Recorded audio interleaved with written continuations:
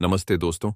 आज के इस खास वीडियो में हम बात करने जा रहे हैं एक ऐसे धार्मिक और आध्यात्मिक यात्रा की जो लाखों करोड़ों शिव भक्तों के दिलों में बसती है, यानी कांवड़ यात्रा। 11 जुलाई 2025 से सावन का पवित्र महीना शुरू हो चुका है और इसी के साथ देश भर में कांवड़िए अपनी भक्ति और समर्पण की मिसाल पेश करने के लिए बिल्कुल तैयार हैं। तो दोस्तों, क्या आपने कभी सोचा है कि आखिर कांवड़ का मतलब क्या होता है? कांवड़ यात्रा क्यों की जाती है? इसका इतिहास क्या है? और यह इतनी खास क्यों है? अगर आपके मन में भी यह सवाल है, तो इस वीडियो को अंत तक जरूर देखिए, क्योंकि आज हम आपको कांवड़ यात्रा की पूरी कहानी, इसके प्रकार, नियम और महत्व को आज की वीडियो में बिल्कुल आसान और रोचक तरीके से बताने जा रहे हैं। साथ ही हम इस यात्रा को और भी खास बनाने के लिए कुछ मजेदार तथ्य और कहानियां भी शेयर करेंगे। तो चलिए बिना देरी किए शुरू करते हैं। सबसे पहले बात करते हैं कि आखिर यह कावड़ होती क्या है।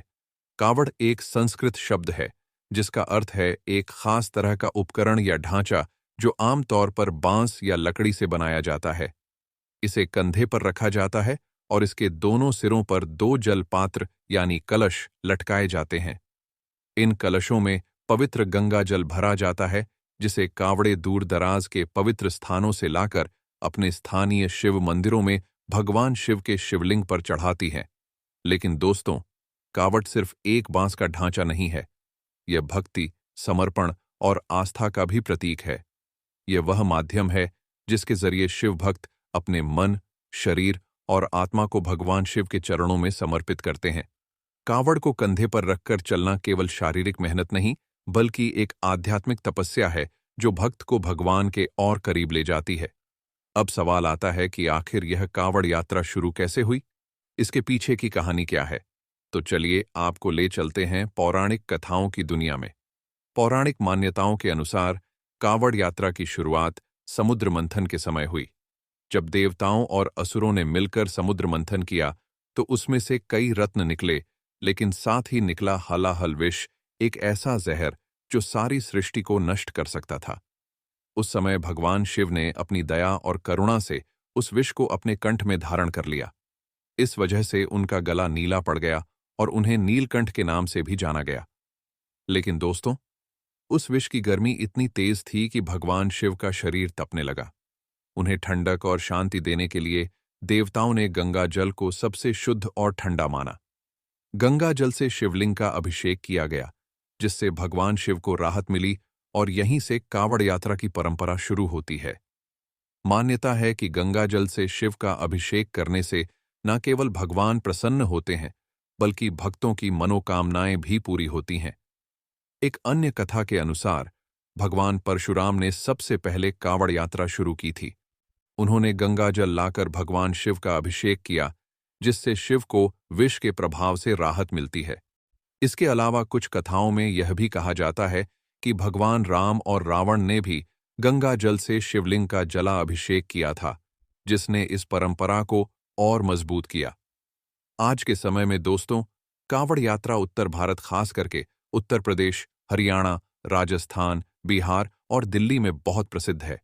हर साल सावन के महीने में करोड़ों कांवड़िए कई किलोमीटर पैदल चलकर हरिद्वार, गंगोत्री, गोमुख, सुल्तानगंज, काशी विश्वनाथ, वैद्यनाथ, नीलकंठ और देवघर जैसे पवित्र स्थानों से गंगा जल लाते हैं और अपने स्थानीय शिव मंदिरों में भी चढ़ाते हैं।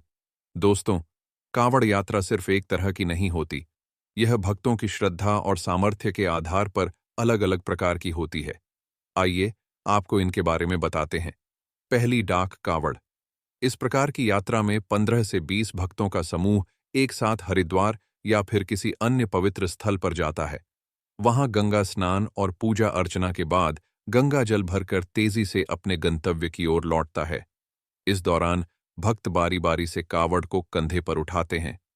अगर कोई थक जाता है तो दूसरा भक्त कावड़ संभाल लेता है। बाइक या बड़े वाहनों का उपयोग सहायता के लिए किया जाता है, लेकिन गंगा जल हमेशा कंधे पर ही रखा जाता है। यह यात्रा तेज और सामूहिक होती है और इसमें भक्तों का जोश देखते ही बनता है। बोल बम का नारा गूंजता रहता है और पूरा माहौल शिवमय हो जाता है। दूसरा, खड़ी कांवड़। यह यात्रा व्यक्तिगत भक्ति का प्रतीक है। दोस्तों, इनमें भक्त अकेले या किसी सहयोगी के साथ कावड़ लेकर चलते हैं। सहयोगी भक्त की मदद करता है और जब भक्त विश्राम करता है तो सहयोगी कावड़ को अपने कंधे पर संभालता है। इस दौरान कावड़ को विशेष तरीके से हिलाया जाता है ताकि वह स्थिर न रहे। यह यात्रा भक्त के समर्पण और धैर्य को दर्शाती है। तीसरी दंडवत कावड़ यह सबसे कठिन और लंबी यात्रा है। इसमें भक्त नदी तट से शिव मंदिर तक की दूरी को अपने शरीर की लंबाई से नापते हुए लेटकर और प्रणाम करते हुए आगे बढ़ते हैं। इस प्रकार की यात्रा में 5 से 7 महीने तक का समय लग सकता है। इसे भक्ति का सबसे कठिन रूप माना जाता है और जो भक्त इसे पूरा करता है उनकी भक्ति को हर कोई सलाम करता है। चलिए अब समझते हैं कावड़ यात्रा के नियमों के बारे में। कावड़ यात्रा केवल एक धार्मिक परंपरा नहीं बल्कि एक कठिन तपस्या है। इसके कुछ सख्त नियम हैं जिनका पालन हर कावड़िए को करना होता है। आइए इन नियमों को समझते हैं। पहला, व्रत का पालन। सावन मास में कावड़ शाकाहारी भोजन ग्रहण करते हैं, नमक, तेल और मसालों से परहेज करते हैं। यह न केवल धार्मिक दृष्टिकोण से जरूरी है बल्कि बारिश के मौसम में पाचन तंत्र को स्वस्थ रखने में भी मदद करता है। दूसरा, पवित्रता का ध्यान। कावड़ को कभी भी जमीन पर नहीं रखा जाता क्योंकि इससे गंगा जल अपवित्र हो सकता है। इसे हमेशा कंधे पर या ऊंची जगह पर टांग कर रखा जाता है। तीसरा, नंगे पांव यात्रा। अगर यात्रा किसी मन्नत के लिए की जा रही है तो भक्त नंगे पांव चलते हैं। यह उनकी भक्ति और तपस्या का प्रतीक है। चौथा, गंगा जल का अभिषेक। गंगा जल को सावन की शिवरात्रि पर शिवलिंग पर चढ़ाने का विशेष महत्व है। भक्त बिना जल चढ़ाए घर नहीं लौटते। पांचवा, भोले के नाम से संबोधन। यात्रा के दौरान कावड़िए एक दूसरे को उनकी असली नाम से नहीं बल्कि भोले कहकर बुलाते हैं। यह भगवान शिव के प्रति उनकी एकता और भक्ति को दर्शाता है। छठा, जल की शुद्धता। कावड़ में भरा गंगा जल किसी और को नहीं दिया जाता क्योंकि इसे पवित्र माना जाता है। यह जल सिर्फ शिवलिंग पर चढ़ाने के लिए होता है। दोस्तों, कावड़ यात्रा का महत्व सिर्फ धार्मिक ही नहीं बल्कि आध्यात्मिक और सामाजिक भी है। सावन के महीने में भगवान शिव का विशेष महत्व माना जाता है। मान्यता है कि इस समय भगवान विष्णु विश्राम कर रहे होते हैं और भगवान शिव हरिद्वार के कणखल में अपने ससुराल में निवास करते हैं।